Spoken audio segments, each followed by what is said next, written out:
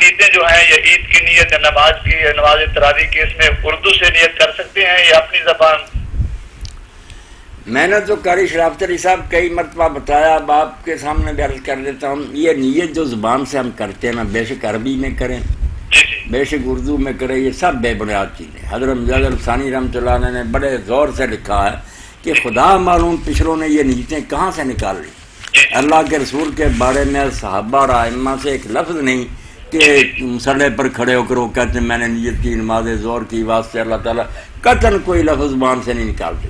آپ تو پڑھے لکھے ہیں، جب آپ اٹھتے ہیں کہ وقت ظہر کا ہو گیا، وضو کرتے ہیں، وہ نیت ہوئی تو آپ اٹھے ہیں نا، نیت دل کے ارادے کو کہتے ہیں۔ آپ کیا نیت کرنی ہے؟ آپ کا ارادہ ہوا کہ میں نے فتاوی آن لائن سے سوال کرنا، بس ٹھیک ہے پوچھ لیا۔ اگر آپ پہلے کہتے نیت کی میں نے ایسے کہ مولوی صاحب سے مسئلہ پوچھا، بالکل نیت زبان سے کرنا بالکل بدعت ہے، بے اصل ہے۔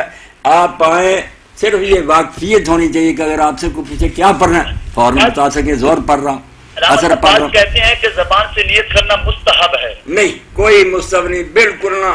حضرت مجدد کے مکتوبات آپ کو مل اتنے سختی سے منع کیا کہ یہ کس نے یہ بدعت نکالی ہے، کس نے استحباب ثابت کیا؟